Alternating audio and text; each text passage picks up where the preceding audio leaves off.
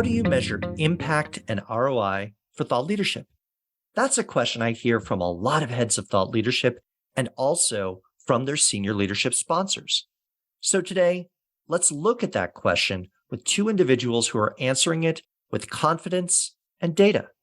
Meet Cindy Anderson and Anthony Marshall of the IBM Institute for Business Value. Cindy is the global lead for thought leadership engagement and eminence, and Anthony serves as senior research director at the Institute.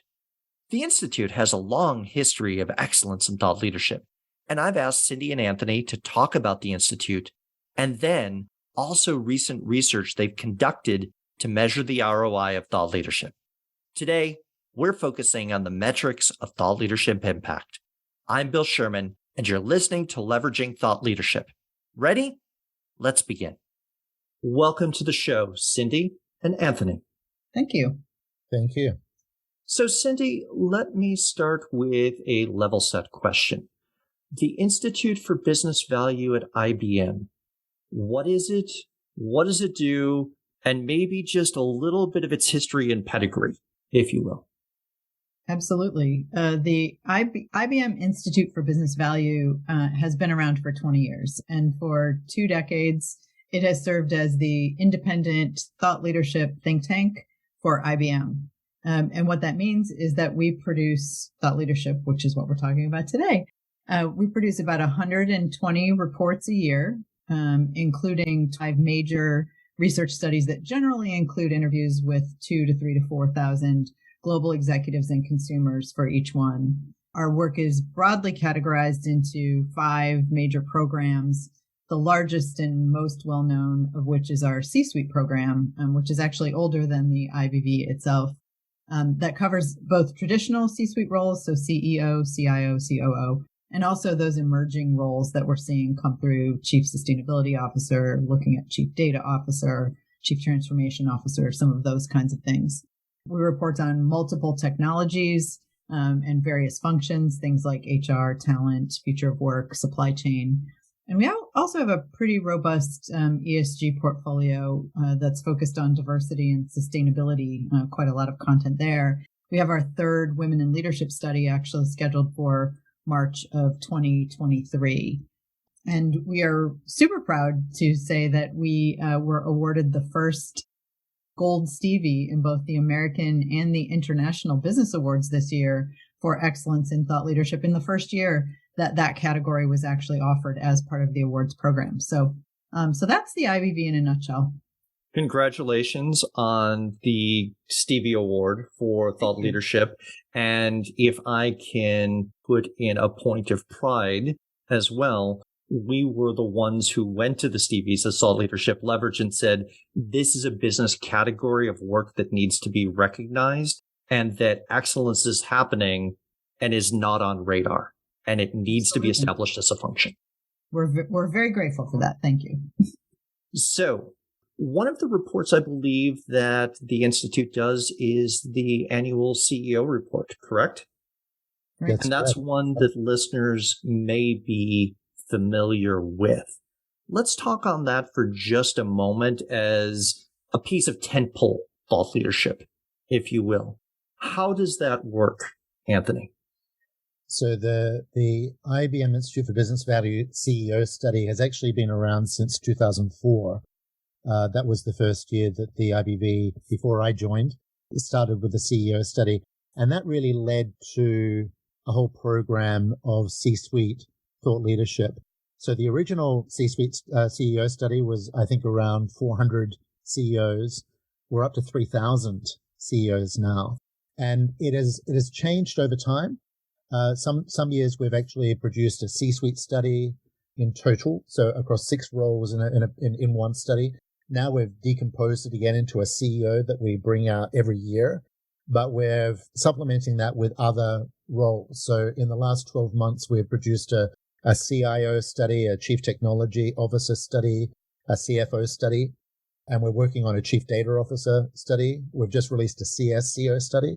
But each year we produce the CEO study, which is helpful on a couple of dimensions. Number one, because it's been going for so long, we've actually got this fantastic longitudinal data to see how the sentiment and ideas and philosophies of CEOs has changed over time. So we have some questions that we ask very consistently across all of those time periods, but it also allows us the flexibility to deep dive into specific topics. So sustainability, top of mind in the last period of time, has been the focus of the most recent CEO study, but not just about sustainability. We focused on more strategic, or what we call transformational sustainability.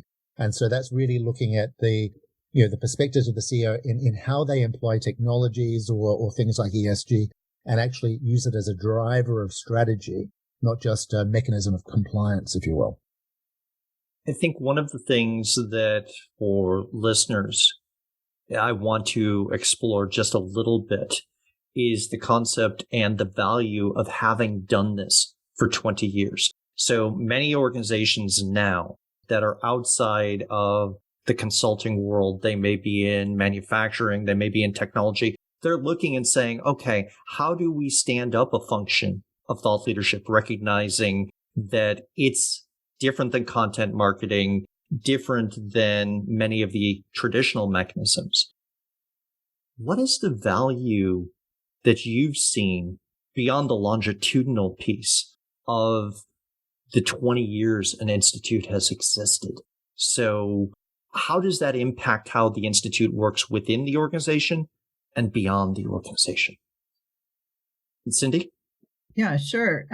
I think one of the main impacts of having 20 years of history of the CEO study and the C-suite series and thought leadership in general at IBM is that we have immense levels of support for thought leadership as a brand building capability, as a top of funnel capability, as an awareness capability within IBM. So our executives are immensely supportive of the work that we do, and they have directed the rest of the organization to use IBV's thought leadership as the content engine for the rest of the organization. So we see ourselves as, depending on how you look at it, either the foundation or the umbrella over all of the other promotion work. In fact, Anthony and I are sort of fond of saying that thought leadership is the eighth marketing P, even though it doesn't start with the letter P, because it's essential to that marketing mix and the kind of content development, the kind of promotions that an organization does as the basis, as the foundation, because it delivers that credibility and that authority, and that just, foundation that you can build every other promotional campaign from. So I think that's the main benefit that we've seen, and the value of having such a long history within an organization, is really that support of the executives in using thought leadership as the content engine. Anything you would add to that, Anthony? Yeah, it's very interesting that, it's in some ways, until recently, no one's been able to quantify the value of thought leadership. This is something that we've been able to do. I'm sure we'll talk about that more later. But even before that, given that the Institute for Business Value has existed for such a long period of time, it has demonstrated a commitment on the part of the organization that even if there hasn't been a lot of data to support the relevance and the fact that thought leadership can be a huge driver of value, of setting the scene, being the tip of the spear, enabling conversations at a strategic level with the C-suite and others. The IBM organizations really supported it for a long time and made major investment in it. And so, in many respects, that's a leap of faith. And I think, we're starting to see the data to show that faith has been borne out by the facts. And all of the conversations that I'm sure you're having, that Cindy and I are having, that thought leadership is becoming ever more important as a differentiator in terms of motivating discussion, having something to talk about, having something of value to bring to clients that doesn't involve a sale of a product or service. Exactly. And what I love in the journey that the two of you jointly described is from executive sponsorship within IBM, where there was belief, we're going to invest in this because we believe this is a value and we know it will take time, to what I would describe as a phase of anecdata, where there are stories, data that's sort of squishy, but you can sort of compile it and go, we know we're making some impact, but it's not rigorously measured or defined. But when asked, how is this working? We can at least point to something. And you alluded to, Anthony, moving that to a point of rigor. And I think one of the things that has happened, because much of marketing has moved from anecdata to quantified rigor through the last 20 years with the internet, and be able to do a paid sponsored ad and then see what those results are on that. The question has become increasingly more to the top of mind. How do we measure the impact of thought leadership? And I know that that's something both of you have looked at, both theoretically and then on a very applied level within IBM. So I'm going to start with this question here, Cindy. How do you measure thought leadership, and how have you thought about it? Well, thanks for that question, Bill. And we've been thinking about this for a very long time. We've been really fortunate in that, who better to really investigate the value of thought leadership than those who do it every day, and those who do research and investigate the value of all sorts of things in the world. And so we were fortunate enough to be able to turn the research lens on ourselves, on our own practice. So the kinds of things that we do every day, we turned that around and said, all right, what does that mean to us? What does that mean to thought leadership? And we were able to put together a survey, a study that we did with our research partner.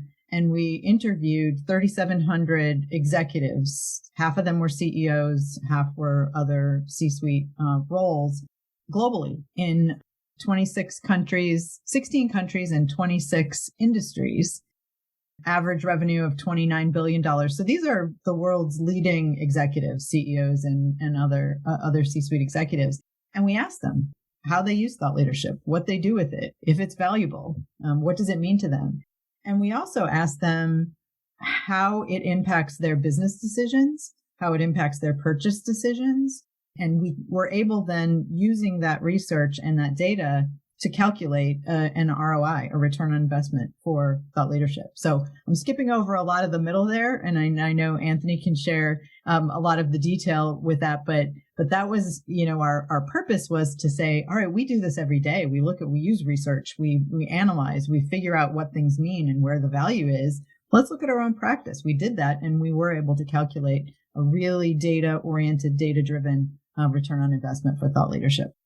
And I think you now have the attention and perhaps the envy of every head of thought leadership listening, in the sense that it is the question that all of us want to answer. What is the ROI? How do I calculate it? And how do I give a reliable, consistent number? And a lot of us have been coming at this question from different directions. Anthony, I'm going to turn to you. Let's talk about the study. Let's dive in. So one of the things that we learned when we did the survey about executives and how they think about thought leadership, how they use thought leadership, is that two aspects of thought leadership came through as most valuable. Number one, expertise, and number two, proprietary original data that people can't get from anywhere else. If you've got that with analysis, then that is the gold standard of thought leadership, and that is enormously attractive to executives. So with that philosophy, we sort of applied that philosophy to the questionnaire and literally asked executives, does consuming thought leadership impact your purchasing decisions in terms of services and products? And if so, to what extent and how frequently? And we were able to find that in excess of 80% of executives indicate that they've made a purchase decision of some kind in the last 3 months based on the thought leadership that they consume. Depending upon the size. And let me pause there. Made a purchase decision on behalf of their organization rather than personal, correct? Correct. So we're talking, basically a purchase decision of goods or services from their organization. Yep, exactly. Because as you know, thought leadership is you're most effective in a business to business environment. And so and we're able to start sizing the magnitude of that spend, both from direct spend that is directly influenced by the thought leadership. And that's not saying, I'm selling a widget and the thought leadership is about the widget and go out and buy the widget. This is about... Yeah, that's product marketing at that point. Yeah. I'm talking about transformation and here is an analysis of transformation and key strategies that we're able to demonstrate as most effective in transformation. These are the sort of steps that you need to take. These are the investments you need to make. It's those sorts of decisions. And depending upon the size of the organization, that's well in excess of $100 million in the US and in directly associated spend. But there's also influence spend. In marketing, you talk about influence of spend in marketing. It's a similar concept here, and that is orders of magnitude greater. So you've got the two elements of impact. Number one, you've got the fact that thought leadership is leading to purchase decisions on the part of executives, particularly if the thought leadership is seen as rigorous and independent. And within that, you've got an aspect of that decision that is direct in terms of directly associated spend, but also influence spend, which is orders of magnitude greater than that. And I'm thinking of influence spend as a halo effect. Is that a fair way of thinking of that, Anthony? That's exactly right. And if we're starting to do some calculations based on the data, and of course, not all that influence spend is realized.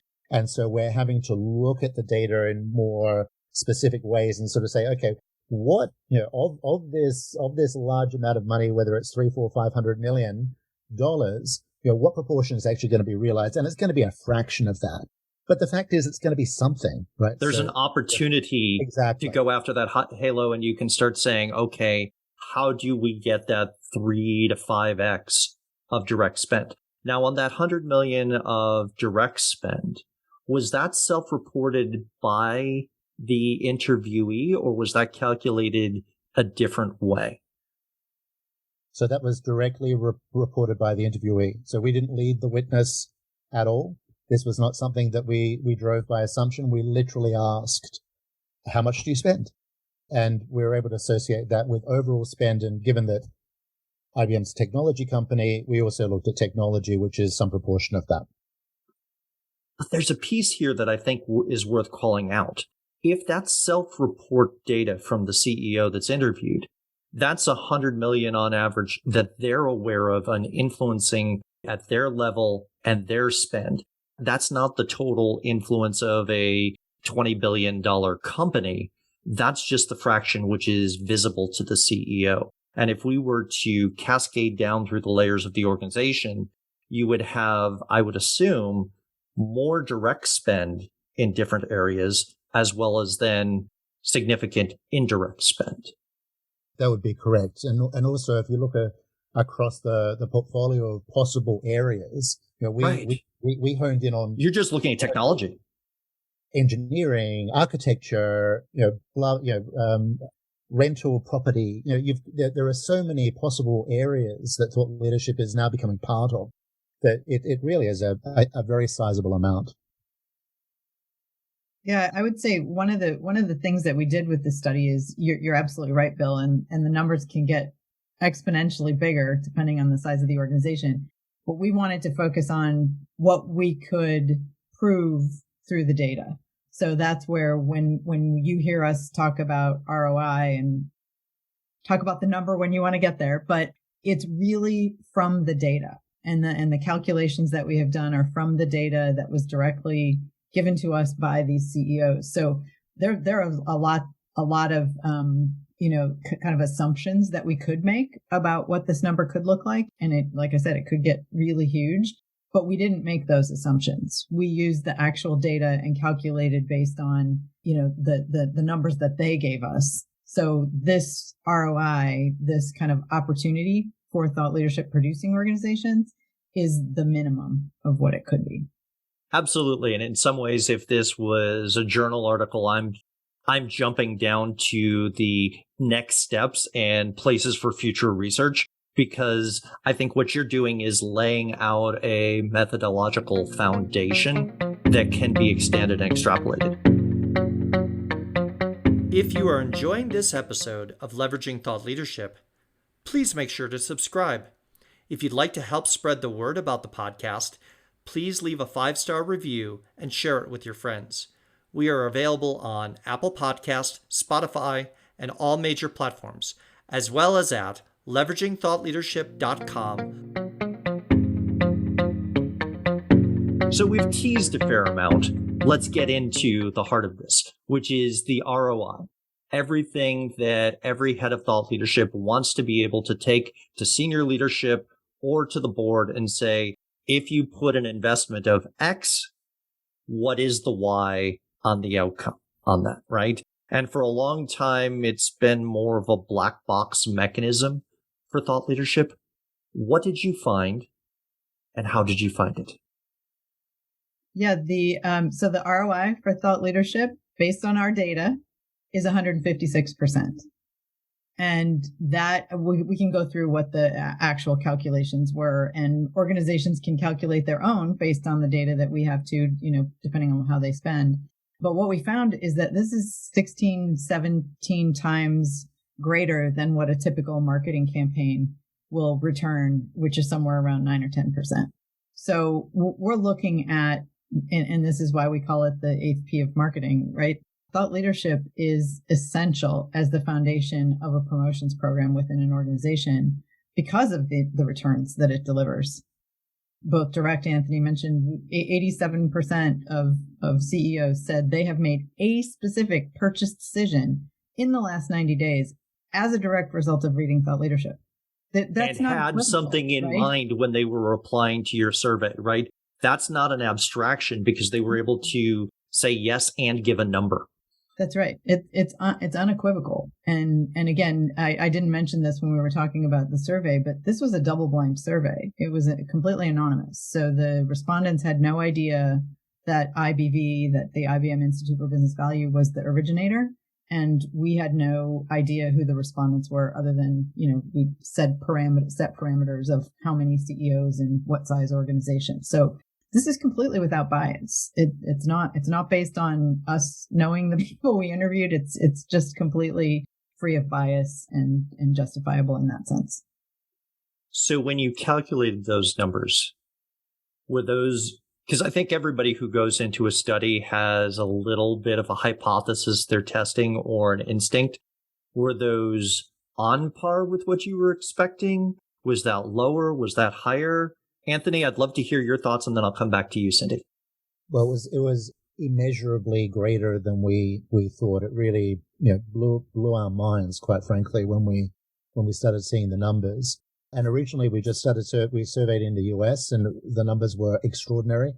We subsequently surveyed in the other 15 countries that Cindy mentioned, and the numbers held up proportionately. In fact, as a proportion of revenue, the United States is only the third most adopted thought leadership in the world. Interestingly, India is number one. Interesting. But other countries in Asia, now, in aggregate terms, it's lower because the average size of the organizations that we surveyed were lower in India, were smaller in India, but proportionally it was even greater. And so not only did they hold up, they were actually, the sort of variation that one would expect from a random sample, which this was, given that we were surveying particular organizations. Initially, although we had the data to calculate an ROI, it really hadn't occurred to us to do so until we saw the implications on spend, both direct and influence, which made us think, okay, well, how would we calculate an ROI? And fortunately, we had the core ingredients, such as how many thought leadership organizations does an average executive consume? How much time out of the week do they consume thought leadership?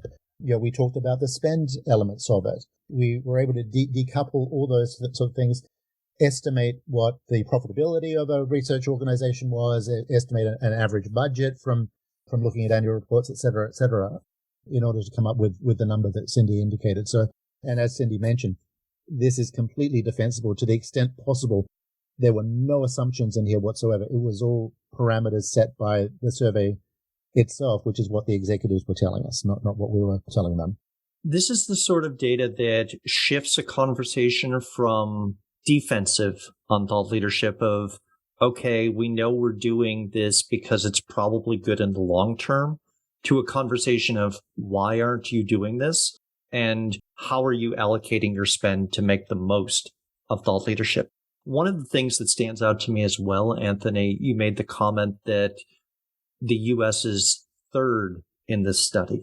And I have heard from a number of people who are practitioners on thought leadership around the world that they assume that the US is in first place on the consumption of thought leadership. So I'm surprised by that finding alone, that it is not an American-led piece as perception may be. Cindy, your thoughts on the ROI? Well, I love the ROI, Bill. I wish I had it, 15 years ago when I was building the thought leadership competency at my previous job, because I would have had some, rational evidence to go to the executive team with to say, here's why we need a thought leadership program. Rather than tap dancing, right? Or rather than saying, well, everybody's doing it. We know it's a good idea. Look at all the folks who have been doing this for years and years and years. So you're absolutely right. The proof aspect of it is immensely beneficial to those of us who do what we do. And it feels so gratifying to know that we can prove that what we do is beneficial to the organizations that we do it for with this data and with these numbers. So, and Anthony's right. It knocked our socks off. We were very surprised by the number being as high as it was. And we did take into account mind share. How many thought leadership organizations does an executive consume? What's the reach? Can you reliably assume that just because the CEO is reading it, that everybody in the organization's reading it? What are the share rates? So all of that is calculated or is incorporated into the calculation of the ROI. We didn't have the data, what's the average profitability for an organization. We went to other third-party sources and got, again, completely defensible numbers to include in these calculations, so that we were 100% confident that we were delivering an ROI number that would be defensible for our colleagues around the world when they're in budget conversations. Now, there may be a number of heads of thought leadership that are eager for their next meeting with their champion or senior leadership to share this number. And they're probably wondering where they can find a citation or something that they can point to. So I'd like to turn the conversation to you. We've had this conversation. They could point to the podcast, but how are you going to be telling this story of this research? Where does this go from here? Cindy? Well, originally we were just happy with the number, and we're very happy that we could shop it around at IBM and give it to our marketing colleagues and so forth. And as we've talked to our colleagues in thought leadership in other organizations, there's been a lot of interest in it, as you can imagine. If I had heard this on this podcast 15 years ago, I would have been like, yep, give it to me. So Anthony and I are in the process of writing a book, which will be out at some point next year, which will have all of the data and the information that we captured from the survey. Will show the calculations, the way that we arrived at the ROI, and it will also deliver a tool for organizations to use in calculating their own ROI, using their own numbers based on our data. So, Anthony, if you were to advise a fellow thought leadership practitioner who is going to make the case internally, what advice would you give based on what you've learned, not only through your career, but also through this study? Maybe a tip or two. So just following up on an earlier point that you made in terms of the consumption of thought leadership, we found that the average executive spends 2 hours a week consuming thought leadership. And that stood up remarkably well. I'm talking about within 5 percentage percent variation around the world. It was really remarkable. And so I think the first thing that any leader in this space could categorically indicate is that people are consuming thought leadership. Executives are consuming thought leadership. In the United States, 88% of CEOs consuming thought leadership, our survey found. And we know that they're consuming 2 hours of thought leadership, 2 hours each week they're spending on consuming thought leadership. We know that on average, the average executive consumes thought leadership from 5 organizations. And we know that it is influencing their decision-making about what they spend their money on. And we also know that the more independent and rigorous the thought leadership is, the more that it's going to influence them. And so the opportunity is there for any organization to pursue thought leadership as a key aspect of their engagement strategy with their clients.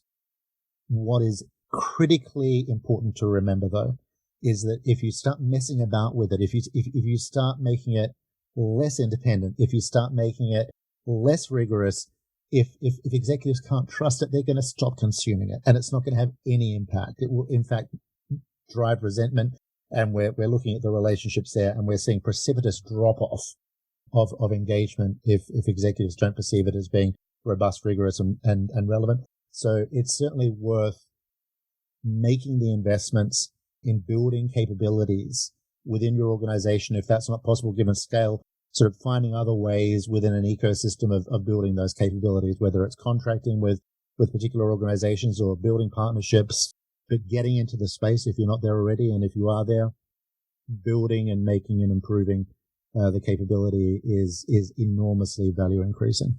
You mentioned that statistic of 2 hours a week. And early in my career, I remember the phrase, leaders are readers. And it was tied often to the consumption of the number of business books that an executive or someone on executive track would read versus the average employee. Now there are different modalities of consumption of thought leadership. But I think the underlying point when you say 2 hours a week of a multi-billion-dollar C-level executive's time, that's expensive, and they're not going to continue it unless they are seeing return on investment for that time that they spend learning. And so they're looking for a call to knowledge and education rather than, you said, being pitch slapped, where all of a sudden halfway through the article, there's, and here's our product or service, right? Cindy, let me turn to you. Practical tips, recommendations based on things that you've learned over your career or through this study that you would advise a colleague. I think Anthony hit all of the highlights for sure. The most valuable thing I think that any thought leadership professional can do is find data like this, use it to generate support at executive levels within the organization. Build the relationships that are going to be most valuable to the thought leadership production organization or function within the organization. Because without that support, it can happen, but it's immeasurably more difficult for it to happen that way. And then the other thing I would say is be careful that you don't jump on bandwagons of the latest type of content. One of the most fun data points that we found in the survey was, as much as people have been claiming the death of PowerPoint over the last 2 decades, PowerPoint is, if not number one, number two in the way that executives prefer to get thought leadership information. And it's something we'll investigate further, but we think it's probably related to them, seeing presentations or attending events and hearing presentations and remembering what they're seeing in slides. So PowerPoint is by no means dead for thought leadership producers, nor is long form content, which is really the foundation of that trusted, authoritative work that Anthony was talking about. So I would advise, my colleagues or my earlier younger self to say, don't necessarily jump on every bandwagon that comes along with respect to new types of content. Or if you do, make sure that you've got a good mix of different methodologies or methods that you're delivering your content in, because it's really important to the executives who are reading it to see multiple different things. And then I guess the last thing I would say is, Anthony mentioned our investigation into what we're seeing as a significant premium for independence as well as trust. So there are premiums for organizations that produce, what'd you say, Anthony, robust, rigorous, and relevant thought leadership that is independent or perceived to be independent of the sales arm or promotions arm of the organization. Super important. And that is trusted. And that was an element of the survey as well. So I would just reinforce what Anthony said about don't muck around with the model, which is thought leadership has to be those two things in order to deliver the kinds of value that we saw in the ROI calculation. So I want to thank both of you for taking the time to share these findings. And I am incredibly happy that you've both led the research on this. I am looking forward to more details. So when the book is out, I would love to continue this conversation with the both of you. And thank you for taking time today. Thank you, Thanks, Bill. Bill. Great to be here. If you're interested in organizational thought leadership, then I invite you to subscribe to the OrgTL newsletter. Each month, we talk about the people who create, curate, and deploy thought leadership on behalf of their organizations. Go to the website orgtl.com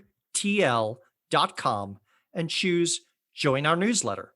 I'll leave a link to the website as well as my LinkedIn profile in the show notes.